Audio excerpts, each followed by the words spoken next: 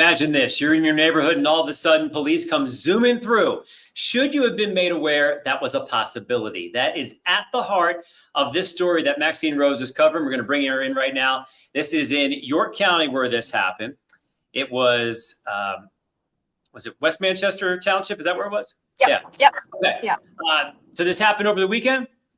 Yes, it happened on Saturday night. All right. So, you see a car come through, the lights are on, you don't know what it is, and sometimes you just move on with your life. But this was different, and people were upset about this scenario. Take me through it. Yeah, well, people were really upset about the scenario specifically because there were so many police cars in the area, right? So if you see one or two, you're like, okay, something's happening, right? But because there were so many different agencies out there, clearly they knew what was going on.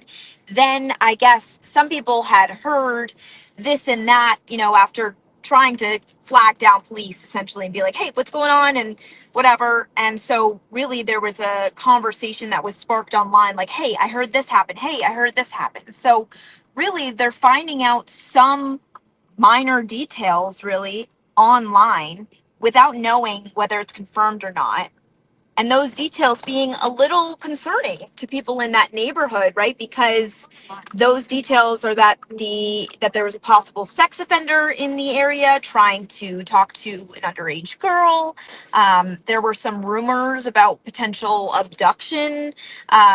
There were, rumors about assault, like just a lot of different conversation without it being confirmed. And that's, really strange for a community to have to go through that and not be alerted by authorities. Okay.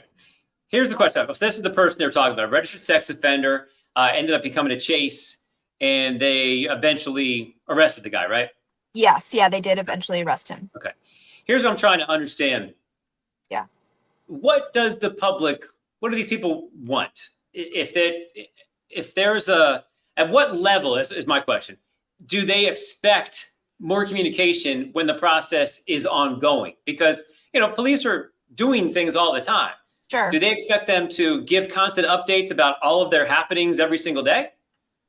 I think where this got a little tricky here is that really people felt like there should have been a lockdown, right? When you have someone who almost, by the way, caused an accident, going through a red light, it actually did end up being in an accident, just really some like recklessness. And of course, okay, so during the chase they want like a shelter in place. Yeah, and knowing too, like, and hearing that of course that this is a registered sex offender too. You're seeing this person run through your backyard. You're like, should I be in my home right now? Like, why aren't they telling me what to do? So you bring that exact argument, this was going on.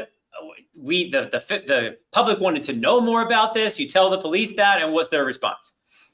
Their response was kind of what you were saying, Joel D. We're working. We were actively working that day, and we didn't have the time to. So they were in the chase. They were in the thick of it. They said. Right, but why there was only a response on Crime Watch just today? Only after we went into the department is kind of raising some questions for some of the neighbors as well. Okay. So let's before we sum this up, let's take the best argument from each side. Okay. Yeah. The best argument from police, it sounds like, is when we're in the thick of this and we're trying to make an arrest for someone who is potentially dangerous, we don't always have time to tell you what we're doing. Sure. We want to protect the public and get the bad person, the suspect off the street. We're not going to always have time to tell you exactly what's happening. All right. That's their best argument, right? Sure. Yeah. Okay. So what's the best argument from the neighborhood as to what they, can fairly expect and why they were concerned that in this scenario, they could have been told more? Well, I think, as you know, when we've covered these things, we see a short message that just says, police are in the area working on an active investigation. I think that is the very least that these neighbors were anticipating. You're seeing all these police in your area. At the very least, they're there. They'll tell you more at a later point. But maybe stay inside for now. we're Or working. maybe on social media, people that, follow their local law enforcement would be Sure. able to see something. Yeah. Yeah. Yeah. Yeah. The other thing I know that police will push back on is they don't want to give too much information because it helps the suspect know where you're going Sure. to be. If you're going to be at a certain situation, at a certain place. Sure. Yeah, it's a tough one. But I can see both sides of this that, yeah. if it's a dangerous person that might be in my community, I want to know about it. But if police think they're on the brink of apprehending somebody and they don't want to, lose seconds to eventually lose somebody, they're not going to stop to do it. And maybe it's a manpower situation. Do they have someone assigned to be able to put out information quickly in a dramatic situation like that? Yeah. I mean, I'm not sure what that looks like. I know that in many cases, the police chief is the person who is the PIO who would send out those notifications. The police chief did not clarify that with me today. Well, and how big is this department? That's the other thing, right?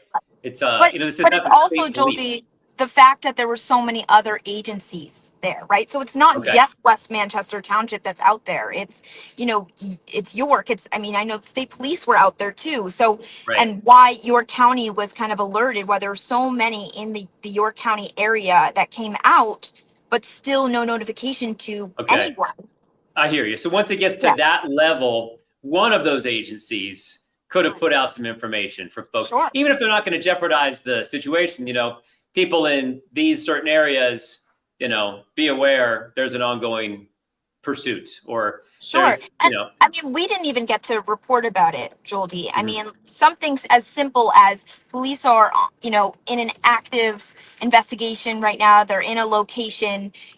That would have been something that we know, but no news outlets report the location part. The location part, we're going to get pushed back against because that could be detrimental to the investigation. In the area of, I think it was very obvious that people said they saw the guy run through their neighborhood, and per the statement today that they did end up putting up on a Crime Watch that West Manchester Township put up. And that's the one where often police are asking for the help from the public, and exactly, and that's what they said if they knew this person, what they look like, where they were coming from.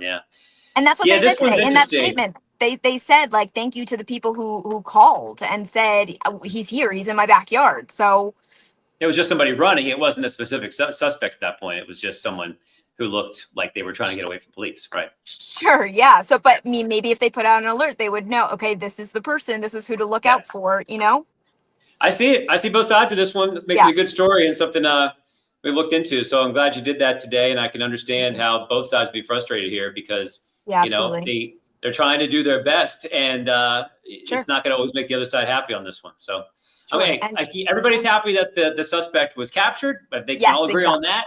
Sounds like it happened pretty fast. But how you get there sometimes can be part of the struggle that you have to deal with and be better next time. So, appreciate you figuring this out for us. Any last words? Go ahead. Well, I'll just say, this is an ongoing active investigation still. So even though we have all the details that I shared with you all today, there's still a lot more that they're uncovering. And so we'll stay on top of it as we continue to learn more. Okay. All right. Maxine Rose, thanks for tracking this one down for us. We'll see you. Thank you. See ya. There you go, folks. I'm curious what you think about this. The public wants to know more, and sometimes they're asked to help. And yet, if they're not told, how can they help? Police. If they're close to capturing somebody or they think they're, really getting close, are they going to take the time to stop and let the public know exactly what's going on in the moment? And so I see where both sides can be frustrated with this one. Once again, the suspect was apprehended, but the PR part of this and what you have going on, interesting story that could happen in any neighborhood, but, happen here in York. So tell me what you think. This was a York County situation over the weekend. And it's a miscommunication or not enough communication on one side. Hey, we're just trying to do our job the best we can on the other. Interesting stuff. All right, folks, thanks for watching. And we'll delve into more of these topics in the future here on 21 Next.